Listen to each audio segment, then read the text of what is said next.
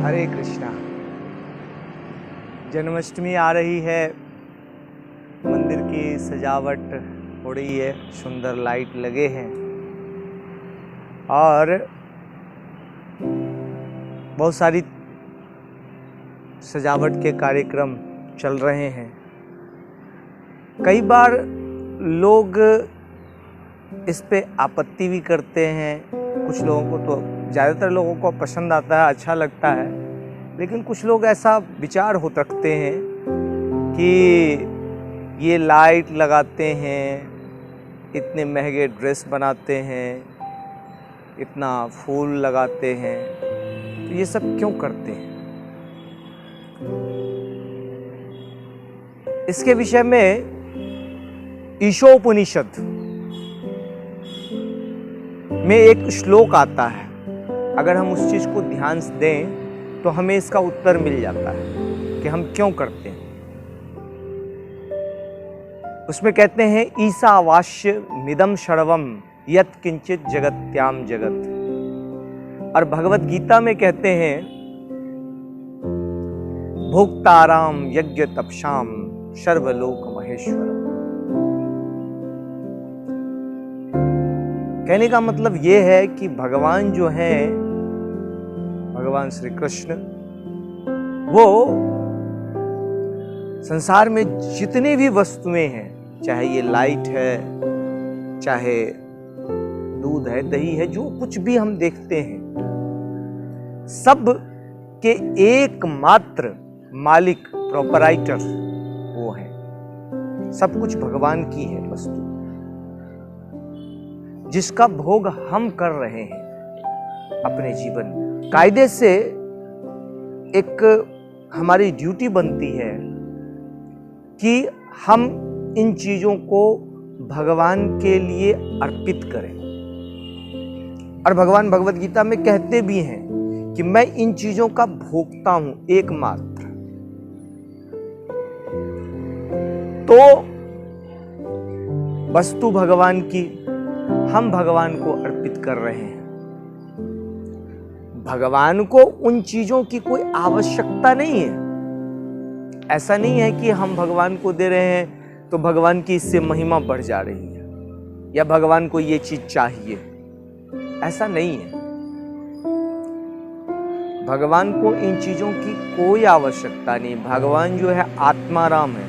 भगवान का आप विग्रह देखते होंगे, भगवान शेष सैया पर लेटे हुए और लक्ष्मी उनके चरण दबा रही हैं, देखते तक नहीं है। लक्ष्मी जी चरणों में बैठी हैं, भगवान देखते भी नहीं है। और भगवान को किसी चीज की भी आवश्यकता नहीं है। मतलब उनको अगर पुत्र उत्पन्न करना है तो अपने नाभि से ब्रह्मा जी को प्रकट कर दिया। तो ऐसे जो भगवान हैं, उनके लिए हम क्या अर्पित कर सकते हैं? कुछ भी नहीं। लेकिन एक भाव होता है। भाव क्या है? भाव ये है कि एक छोटा बालक है जिसको कुछ पॉकेट मनी मिलती है स्कूल जाते समय। वो उस पॉकेट मनी को अपने पास रखता है और जब पिताजी का जन्मदिन आता है तो वो पिता के लिए एक छोटा सा गिफ्ट खरीदता है। वो जब पिताजी को अर्पित करता है, वो गिफ्ट करता है, तो पिता का हृदय कितना गदगद हो जाता है। उसे मालूम है ये पैसे मेरे ही हैं, लेकिन उसका जो वो भाव है वो पिता को आनंदित करता है। ऐसे ही हम भगवान के लिए जो चीजें अर्पित करते हैं, जैसे लाइट लगाते हैं, भोग चढ़ाते हैं, भगवान के लिए वस्त्र बनाते हैं, ये सारी चीजें उस बालक के जैसे ही हैं और भगवान इसको स्वीकार करते हैं। भगवान इसी चीज को स्वीकार करते हैं, आपके भाव को स्वीकार करते हैं। एक वृंदावन में एक महिला थी। अब महिला ने देखा गर्मी का मौसम है, मैंने देखा बाजार में उसको कुछ सामान खरीदते हुए। उसने क्या खरीदा? एक पंखा खरीदा, छोटा सा खिलौने जैसा, और एक स्कूटर खरीदती है। अब ये क्यों खरीदा जा रहा है? गर्मी का मौसम है, ठाकुर को गर्मी लग रही होगी, इसलिए ये पंखा जो है उनके आसन के सामने लगाया जाएगा। और ये स्कूटर जो है, इस पर बैठ करके हमारे ठाकुर जो हैं वो जाएंगे घूमने के लिए, बरसाना राधा रानी से मिलने के लिए। अब ये बहुत साधारण सी वस्तुएं हैं, लेकिन इसका बहुत महत्व है।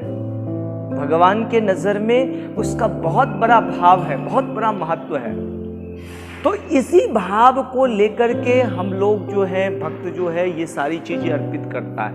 अब देखिए इतना खर्चा क्यों करते हैं? कई बार लोग इस तरह की बात करते हैं। हम अपने जो घर में शादियां होती है या फिर बर्थडे पार्टीज होती है और भी बहुत सारे फंक्शन होते हैं, उसमें कितना खर्चा करते हैं। क्यों? वो भी तो पैसा का अपव्यय है, अब कोई कह सकता है, लेकिन अपव्यय नहीं है। क्यों नहीं है? क्योंकि वो हम अपना प्रेम प्रदर्शित करते हैं अपने जो चाहने वाले हैं उनके लिए।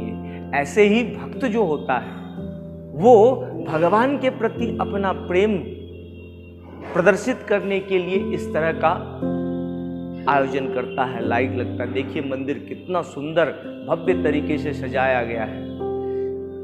अभी जब ये लाइट जलेंगे तो आप देख सकते हैं कि कितना भव्य दर्शन होता है।